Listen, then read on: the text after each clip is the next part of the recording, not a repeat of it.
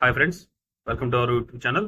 గౌరవనీయులైన చంద్రబాబు నాయుడు గారికి, అదేవిధంగా ఉప ముఖ్యమంత్రి వర్యుడు పవన్ కళ్యాణ్ గారికి, అలాగే హోంమంత్రిగా ఉన్నటువంటి వంగలపూడి అనిత గారికి, డీజీపీ గుప్తా గారికి నేను చెప్పవలసిన విషయం ఏంటంటే, ఇప్పుడు మన రాష్ట్రంలో జరుగుతున్న, మన రాష్ట్రం అనుకోవచ్చు, రెండు తెలుగు రాష్ట్రాలు అనుకోవచ్చు, సత్య ప్రచారాలు ఒకవైపు, అసత్య ప్రచారాలు ఒకవైపు. దీంట్లో క్రైస్తవులు కానీ, హిందువులు కానీ, ముస్లింలు కానీ ఏ విషయాలని నిజమని నమ్మాలి, ఏ విషయాలని వీళ్ళు నిజమని నమ్మి ముందుకెళ్ళాలి. చాలా మందిలో ఈ కన్ఫ్యూజనే ఉంది. వీటన్నిటిని తగినటువంటి ఆధారాలు బయటపెట్టి ప్రజలందరికీ విడమర్చి చెప్పాల్సిన బాధ్యత మీ మీద లేదంటారా? ఎందుకు మీరంతా సైలెంట్గా ఉన్నారు? మీ సైలెంట్ని దృష్టిలో పెట్టుకొని చాలామంది మతాల మధ్య చిచ్చు పెట్టేవాళ్ళు చాలామంది బయటకు వచ్చారు. ఈ మధ్య చూస్తూనే ఉన్నాం. ఇటువంటి వాటికి అడ్డుకట్ట వేయాల్సిన అవసరం మీకు లేదంటారా? మీ బాధ్యత కాదంటారా? నేను ఎందుకు ఈ మాట చెప్తున్నానంటే, క్రైస్తవ సోదరుల్లో కూడా అందరూ చెడ్డవాళ్ళని చెప్పి నేను చెప్పట్లేదు. ఈ మధ్య ఒక 50 years అబోవ్ ఫాస్టర్ అనుకుంటాను తీసుకొచ్చి బైక్ మీద వెళ్ళింది ప్రవీణ్ పగడాల గారు కాదు. అంటే ప్రవీణ్ పగడాల గారు అవ్వచ్చు, అవ్వకపోవచ్చు, నేను దాని గురించి మాట్లాడట్లేదు. దాని మీద వెళ్ళింది ఇతనే అని చెప్పేసి ఒక ఫోటో చూపిస్తున్నాడు. అతను చూపించిన ఫోటో నేను 4-5 years బిఫోరే నేను ఇంటర్నెట్లో చూశానండి ఆ ఫోటో. ఇంకా అతనికి ఏ విధంగా గౌరవం ఇవ్వాలి? తనకి వాళ్ళ మతం మీద గౌరవం లేదు, యేసు ప్రభు అంటే భక్తి లేదు. నేను ఎందుకు ఈ మాట అంటున్నానంటే, మీరు నిజాలు చెప్పండి, కానీ అబద్ధాలు ప్రజల మీద రుద్దకండి. మత విద్వేషాలు రెచ్చగొట్టేటట్టు ప్రజలను రెచ్చగొట్టకండి.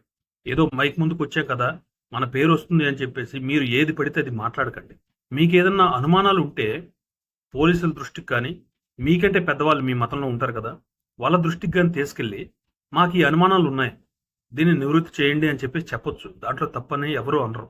కానీ ప్రజలకి మీ మతం తరహాల బోధనలు బోధించే వాళ్ళు మీరే ఇటువంటి అసత్య ప్రచారాలు చేస్తే ఇంకా మీ మతం మీద గౌరవం ఎలాగుంటుంది? నిజంగా మీ ప్రవీణ్ పగడాల బతుకుంటే నిజంగా ఈరోజు మీరు చేసేదాన్ని చూసి చచ్చిపోయేవాళ్ళు. ఎందుకంటే ముందు నిజాలు తెలుసుకోండి. తెలుసుకున్న తర్వాత నిజంగా ఎవరన్నా చంపేసి ఉంటే వాళ్ళకి కంపల్సరిగా ఉరిశిక్ష వేయాలి. ఇటువంటి వాళ్ళకి దాన్ని ఎవరు తప్పు పట్టరు. కానీ ఇలా జరిగింది అని చెప్పేసి మీరే చెప్తారు, ఇలా జరగలేదు అని చెప్పేసి మీరే చెప్తారు. ఇన్వెస్టిగేషన్ మొత్తం మీరు చేసేస్తే ఇంకా పోలీస్ డిపార్ట్మెంట్ ఎందుకు, వ్యవస్థలు ఎందుకు? ఒకవేళ పోలీసులు తప్పుదో పట్టించారనుకుందాం, ప్రజలేమంత తెలివి తక్కువ ఏం కాదు కదా. సరే, ఇది కొంచెంసేపు పక్కన పెడదాం. మన ఫాస్టర్ అజయ్ బాబు గారు కొన్ని ఆరోపణలు అయితే చేశారు. మన ప్రవీణ్ పగడాల గారు చనిపోయిన తర్వాత 11:30కి చనిపోతే 1-1:30కి వాళ్ళ ఆఫీస్కి కాల్ చేశారో మెసేజ్ చేసి కొన్ని డీటెయిల్స్ కావాలని చెప్పేసి మెసేజ్ చేశారు అని చెప్పి చెప్తున్నారు. ఆ చేసింది ఎవరు?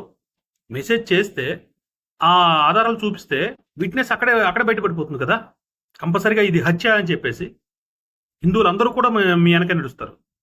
వాళ్ళ కూతుర్ని, వాళ్ళ భార్యని వాళ్ళని చంపుతారని చెప్పేసి ఫోన్లు చేశారు, అందుకే భయపడి వాళ్ళు బయటికి రావట్లేదు అంటున్నారు.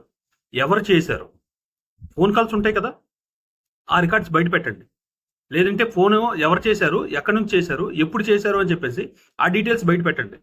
అది కూడా మెయిన్ విట్నెస్ అవుతుంది కదా. అవును కదా, అది కూడా మెయిన్ విట్నెస్ అవుతుంది కదా. ఇంకేం కావాలి? ఇలాంటి ఫాస్టర్లే కాదండి, మన హర్ష్ కుమార్ మాజీ ఎంపీ గారు, అతను అలాగే నా దగ్గర బలమైన ఆధారాలు ఉన్నాయని చెప్పేసి అన్నారు. అలాగే కేఏ పాల్ గారు, నా దగ్గర బలమైన ఆధారాలు ఉన్నాయన్నారు. అలాగే మార్గాన్ భరత్ గారు వచ్చేసి విపరీతంగా దీన్ని ఒక మతపరమైన ఘర్షణలు సృష్టించే విధంగా అందరినీ రెచ్చగొట్టారు.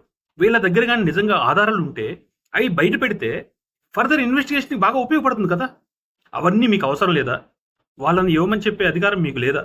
మీకు ఆ హక్కు లేదా?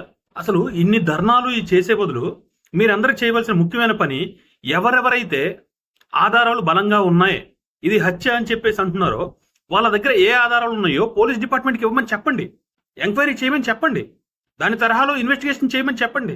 అది చేయటం మానేసి కొంతమంది ఫాస్టర్లు చేసే ఇటువంటి విష ప్రచారాలను నమ్మి వాళ్ళ వెనక నడవకండి. ఒకవేళ నిజంగా ఇది హత్య అని చెప్పేసి పోలీసులు బయట పెట్టగలిగితే హిందూ సమాజం మొత్తం మీ వెనక నడుస్తుంది, దాంట్లో తిరిగే లేదు. ముందు వీళ్ళు చేసే ప్రచారాలు నిజమా కాదా అని చెప్పేసి ఆలోచించకుండా అవే నిజం అని చెప్పేసి ఎప్పుడు నమ్మకండి. అది ఫర్దర్ ఇన్వెస్టిగేషన్లో బయటపడుతుంది. అసలు ఇన్ని గొడవలు, ఇంత మాటలు మాట్లాడుతుంటే ప్రభుత్వం యాక్షన్ తీసుకుంటుంది అని చెప్పేసి ముందే చెప్పేసి ఇప్పుడు ఎందుకు ఇలా కామ్గా ఉంటుందో అసలు నిజమేంటో అబద్ధమేంటో ప్రజలకు చెప్పాల్సిన అవసరం వీళ్ళకి ఉందో లేదో కూడా తెలియట్లేదు. మాది మంచి ప్రభుత్వం అని చెప్పుకోవడం కాదు, ఇటువంటి ప్రాబ్లమ్స్ వచ్చినప్పుడు తెలివిగా దీని నుంచి ఏ విధంగా బయటపడాలి, ఏ విధంగా నిజాలు వీళ్ళకి బయటికి చెప్పాలి అని చెప్పేసి ఆలోచించాలి. ఆ విధంగా ఆలోచించి ప్రజలకు నిజాలు చెప్పి, ఇదిగోరా బాబు నిజం ఇది, వీళ్ళు చేసింది మొత్తం అసత్య ప్రచారాలు అని చెప్పేసి ప్రజలకు చెప్పగలిగినప్పుడు అప్పుడు మీది మంచి ప్రభుత్వంగా ప్రజలే గుర్తిస్తారు. మీరు చెప్పుకోవటం కాదు. దీన్ని అసలైన కోణంలో పోలీసులు దర్యాప్తు చేయాలి. ఎందుకంటే వీళ్ళ వెనుక రాజకీయ ముసుగు అని చెప్పేసి వేసుకొని చాలా మంది రాజకీయ నాయకులు వెనక నుండి నడిపిస్తున్నారు. దీంట్లో ఏమాత్రం సందేహం లేదు. ఆ విధంగా దర్యాప్తు చేయాలి. లేకపోతే ఈ 2 రాష్ట్రాలని కూడా భ్రష్టు పట్టిస్తారు. లేనిపోని అనుమానాలు సృష్టించి, లేనిపోని అభియోగాలు వేరే వాళ్ళ మీద మోపి రాష్ట్రాన్ని అల్లకల్లోలం చేయటానికి చాలా మంది ముందుకొస్తున్నారు. ఇప్పటికైనా కళ్ళు తెరిచి ఎంత తొందరగా వీలైతే అంత తొందరగా ఈ విషయంలో నిజాలను బయట పెట్టాలి. అయినా నాకు కొన్ని విషయాలు అర్థం కావట్లేదండి. లై డిటెక్టర్ టెస్ట్ అని చెప్పేసి ఉంటుంది. ఆ లై డిటెక్టర్ టెస్ట్ చేసి వీళ్ళు నిజాలు మాట్లాడుతున్నారా, అబద్ధాలు మాట్లాడుతున్నారా, కావాలని మాట్లాడుతున్నారా, రెచ్చగొట్టే విధంగా మాట్లాడుతున్నారా అని తెలుసుకోలేరండి. అంటే నాకు లై డిటెక్టర్ టెస్ట్ గురించి తెలియదు, కానీ అదొక టెస్ట్ ఉంది, ఇలా చూపించారు అని చెప్పేసి చదివాను. సినిమాల్లో కూడా చూపించారు. అంటే అది ఉందో లేదో అనేది నాకు తెలియదు. ఒకవేళ అటువంటి టెక్నాలజీ ఉంటే దాన్ని వాడుకొని వీళ్ళు నిజాలు మాట్లాడుతున్నారో అబద్ధాలు మాట్లాడుతున్నారో తెలుసుకోలేరండి. నా విన్నపం ఏంటంటే ఇలాంటి ప్రచారాలు, అంటే సాక్ష్యాలు లేని అభియోగాలు సృష్టించే వారిని అదుపులోకి తీసుకొని అది నిజమా కాదా అందరికీ నివృత్తి చేయాల్సిన అవసరం పోలీసులకు కానీ ఇప్పుడున్న ప్రభుత్వం మీద కానీ కంపల్సరిగా ఉంటుంది. ఆ విధంగా దర్యాప్తు చేస్తారని మిమ్మల్ని అభ్యర్థిస్తున్నాను. మన రాష్ట్రాన్ని ఇటువంటి దుర్మార్గుల చేతుల నుంచి కాపాడండి. కొంతమంది అనుకోవచ్చు ఇతను ఒక హిందూగా మాట్లాడుతున్నాడు అని, కానీ నా గురించి మీరు ఎక్కడైనా కానీ నా గురించి తెలిసి మా ఊర్లో ఎప్పుడైనా ఎంక్వైరీ చేసుకోవచ్చు. నేను మా ఊర్లో మా సర్కిల్లో తిరిగిన దాని మీద ఏదైతే క్రిస్టియన్స్ అని చెప్తున్నారో, క్రిస్టియన్స్ కావచ్చు, ఇలా మాట్లాడచ్చో లేదో తెలియదు, మాదిగా కావచ్చు, ఏదైనా కానీ ఎస్సీ ఎస్టీ వీళ్ళే నా సర్కిల్, వాళ్ళతోనే నేను ఎక్కువగా తిరిగాను. అందరితో నాకు స్నేహపూర్వక పరిచయాలు ఉన్నాయి. నాకు ఏ మతం, వీళ్ళది ఈ మతం ఆ మతం అని చెప్పేసి నాకు ఏ విభేదాలు లేవు. నేను బాధపడుతుందంట ఒకటే, కొన్ని అసత్య ప్రచారాలు, అంటే అన్ని అసత్య ప్రచారాలను నేను అన్ను, కొన్ని అసత్య ప్రచారాల వల్ల రాష్ట్రంలో అల్లర్లు జరగడానికి కారణం అవుతున్నాయి. అటువంటి ప్రచారాలు ఆగిపోవాలి, నిజాలు బయటపడాలి. ఇదే కోరుకుంటున్నాను ఫ్రెండ్స్. దయచేసి నన్ను ఎవరు తప్పుగా అనుకోవద్దు. Thank you friends.